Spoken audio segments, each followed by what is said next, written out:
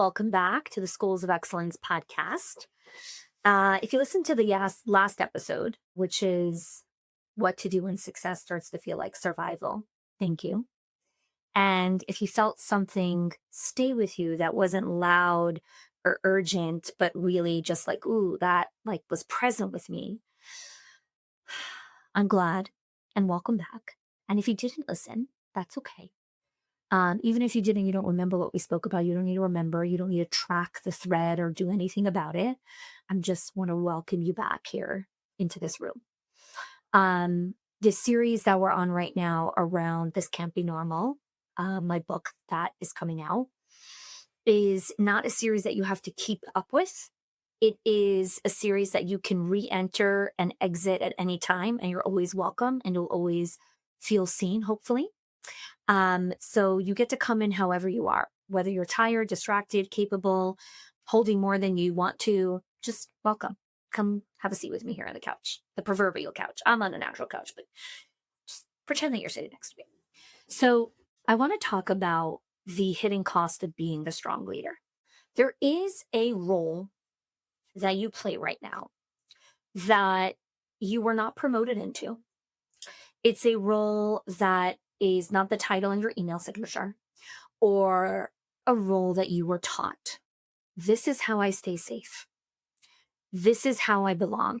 This is how I'm allowed to take up space. And for many leaders, especially the strong leaders, okay, the ones who being valuable wasn't just encouraged, it was necessary. You were not praised for resting. Okay.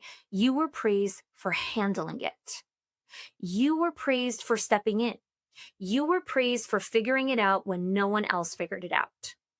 And so slowly and quietly and almost invisibly, well, actually quite invisibly, leadership stopped being something that you did.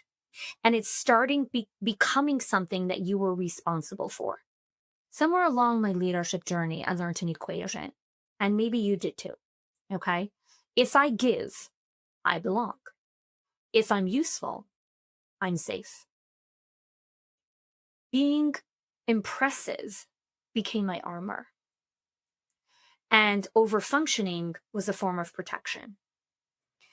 Not because I loved being needed, but because not being needed felt dangerous. Because when you learn to carry things so early on in life, not carrying something feels like abandonment. So I want to invite you into a little exercise here. Have you ever noticed that moment where you can let someone else handle something, but you don't? When it's easier to stay late, send the follow-up, smooth the tension, than to sit in the discomfort of not being the one who fixed it. And then you get told you should just trust more. You're controlling. Oh, sweet love, that is not control. That is called survival adaptation. And let me explain what I mean. Adaptation is when your nervous system learns very early on that stability comes from being the person who notices, manages, anticipates, and holds. It's what you do when letting go in a previous version of yourself led to disappointment, chaos, being misunderstood, emotional abandonment, and loss of connection.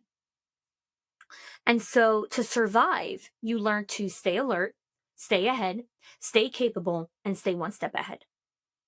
Not because you don't trust people, my dear, but because you learned not to trust what happens when no one's holding it. And so over time, your adaptation gets rewarded. Over time, you get praised for being reliable, promoted for being steady, respected for being the one who handles it. And eventually, what started as self-protection gets mistaken as your personality. What started as self-protection gets mistaken for your personality. So you start to believe, this is just who I am. I'm the person that does this. When really, that's who you were forced to become. So you struggle to step back. Delegation feels so much heavier than execution.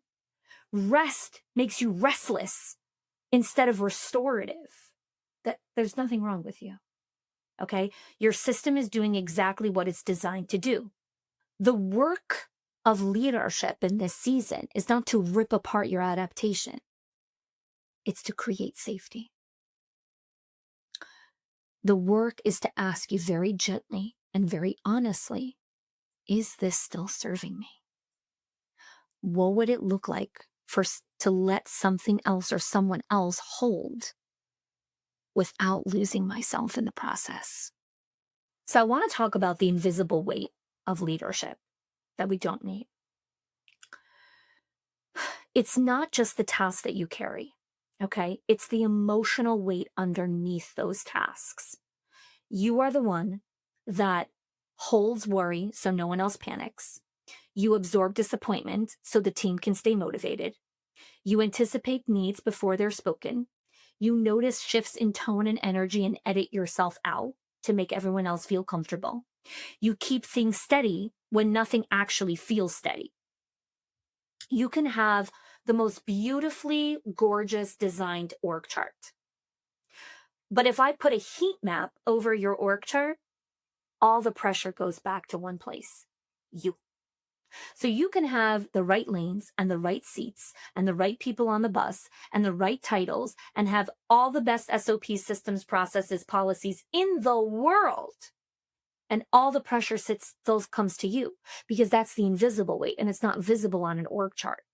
It's exhausting in a way that rest never touches. So I often talk about when I speak at events or I lead conferences or come to do, leadership retreats for teams, overgiving often looks like generosity, but underneath it is a quiet terror. It's not even fear. It's a terror. I don't trust that people will stay with me unless I'm useful or the source.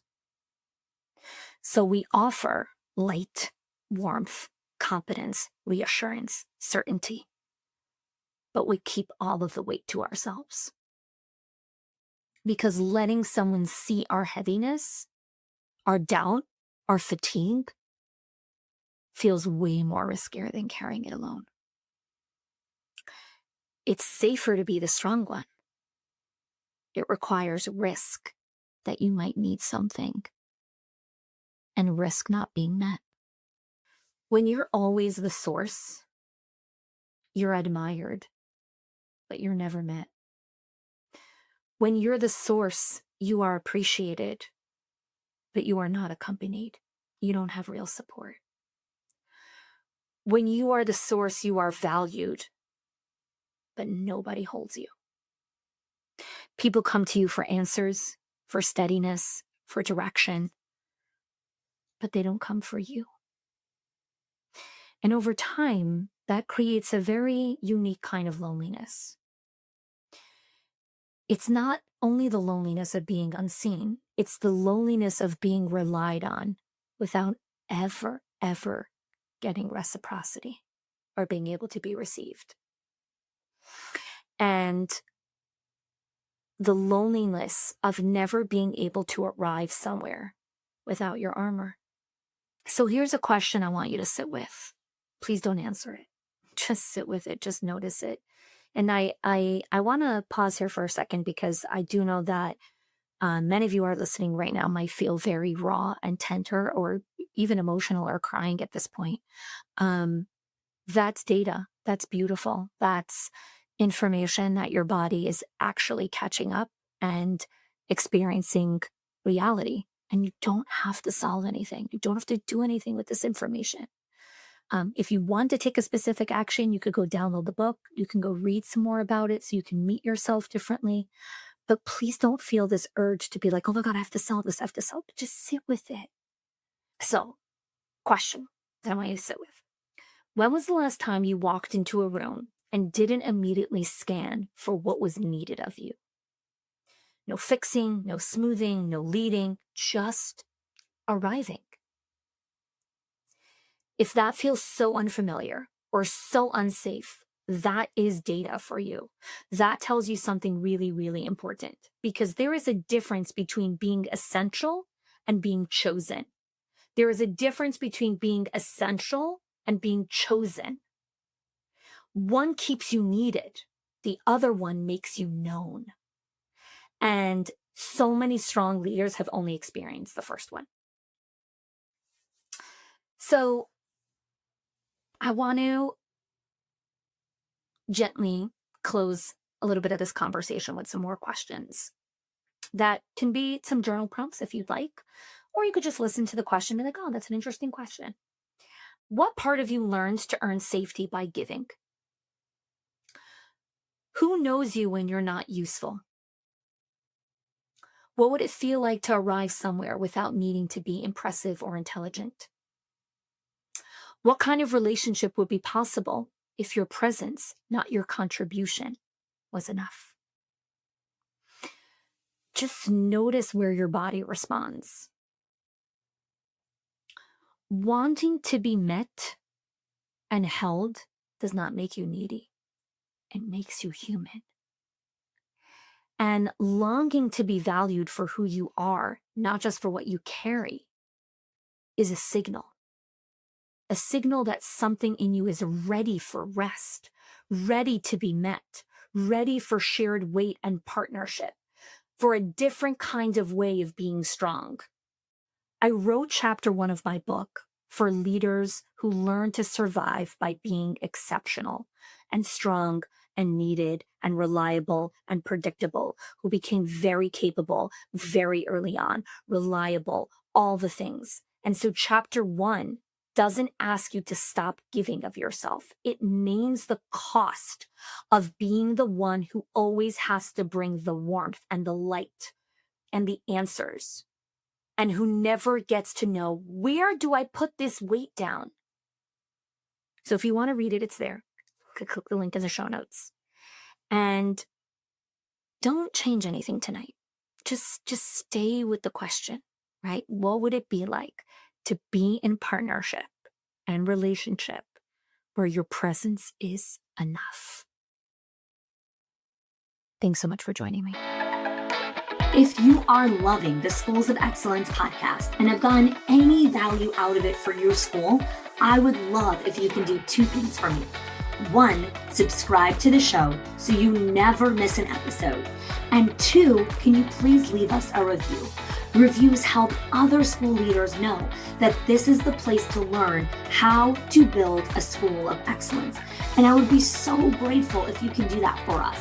Your help and support makes this show to be able to be listened by the thousands of other school leaders all around the world. Thanks so much for listening, for giving us your time and attention each and every week, and I appreciate that you have joined us.